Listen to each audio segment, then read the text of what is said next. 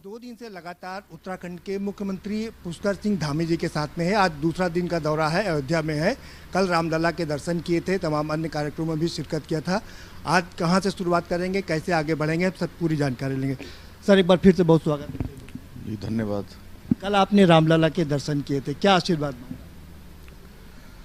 मैं मुख्य सेवक बनने के बाद मेरी बहुत दिनों से इच्छा थी कि मैं रामलला के दर्शन करूं, और बिना उनकी इच्छा के दर्शन हो नहीं सकते।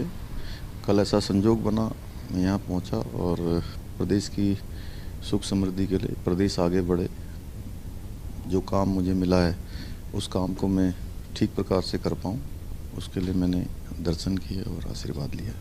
क्या आशीर्वाद मांगा? क्योंकि उत्तराखंड को बने हुए 20 साल हो गए हैं, आज तक एक मुख्यमंत्री के अलावा कोई अपना कार्यकाल पूरा नहीं कर सका। आपको लगता है कि चूंकि आप मोदी और अमित शाह की टीम के सदस्य हैं, तो अगला 5 साल भी आपको मिले?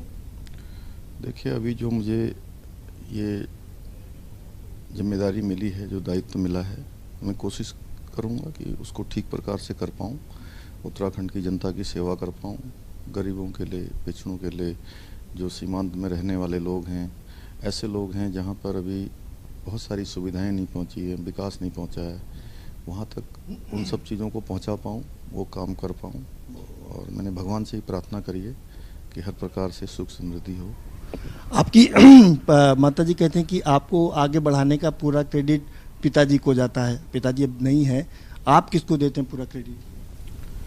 देखिए, माता पिताजी का बहुत बड़ा योगदान रहा है। उन्होंने हमेशा अपने को हमेशा परेशानी में रख के भी, हर माता पिता चाहते हैं कि अपने बच्चों को आगे करें, और मेरे पिताजी एक सैनिक थे, और उनसे मैंने बचपन से एक सैनिक पुत्र होने के नाते अनुशासन, जीवन में कमिटमेंट, और जो काम मिला है उस काम को पूरे मनोयोग से करना, ये सब अपने पिताजी से सीखा। आपने एक नारा दिया, अब की बार 60 के पार, कैसे करेंगे?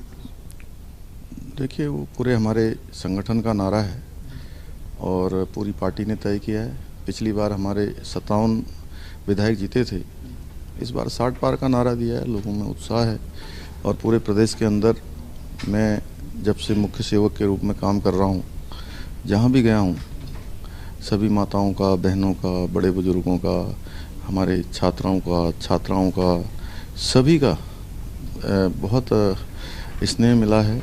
और सभी उत्तराखंड के लोग, क्योंकि बहुत ज़्यादा राष्ट्रवादी हैं और स्वाभिमानी हैं, वो भाव को समझते हैं। हमारे भाव में है, मेरे भाव में है कि मैं उत्तराखंड की सेवा करना चाहता हूँ, उत्तराखंड के जनगण मन को हर दृष्टि से विकास से जोड़ना चाहता हूँ, पलायन को रोकना चाहता हूँ, रोजगार देना चाहता हूँ।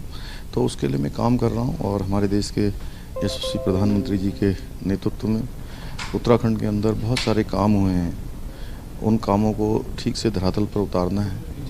उनके जो विजन है 2025 का, कि उत्तराखंड जब 25 साल का होगा तो एक युवा उत्तराखंड होगा, और उस उत्तराखंड को हिंदुस्तान का आदर्श राज्य बनाना है और नंबर 1 राज्य बनाना है हर क्षेत्र में, क्योंकि वो अपने आप में देवभूमि है।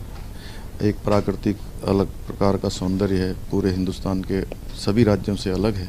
तो उस क्षेत्र में हम लोग काम कर रहे हैं। आपने कहा था कि हम रोजगार देंगे, एक बड़ा मुहिम चलाई थी आपने।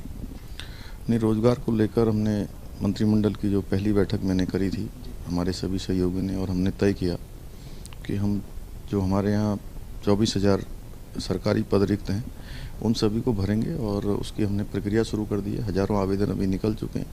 इसके साथ साथ केवल हमने कहा कि रोजगार ये सरकारी ठीक है, क्योंकि हम चाहते हैं कि हमारे प्रदेश के युवा नौजवान केवल रोजगार लेने वाले न बने, वो भविष्य में रोजगार देने वाले बने।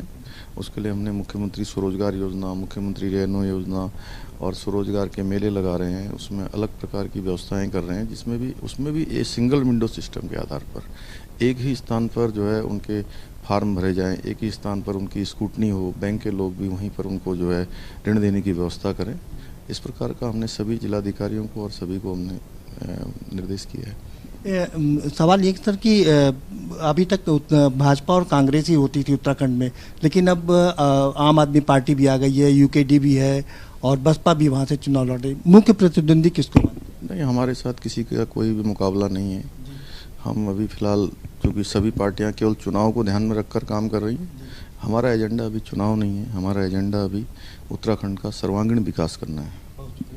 जी, धन्यवाद। ये है मुख्यमंत्री उत्तराखंड पुष्कर सिंह धामी साहब, जो कह रहे हैं कि चाहे जितनी पार्टी आ जाए, हमारा किसी से कोई मुकाबला नहीं है, क्योंकि उत्तराखंड में 5 सांसद अपने हैं, 2 राज्यसभा सांसद भी अपने हैं, 57 विधायक भी अपने हैं, और अब की बार 60 पार का नारा है, क्योंकि हम रोजगार भी दे रहे हैं, और रोजगार सिर्फ सरकारी नहीं बल्कि प्राइवेट में भी रोजगार दे रहे हैं, जिससे कि वो लोग खुद युवक आत्मनिर्भर बन सके। और 2025 में जब उत्तराखंड 25 साल का होगा, युवा होगा, तो एक विकसित प्रदेश होगा, ये मानना है धामी साहब का।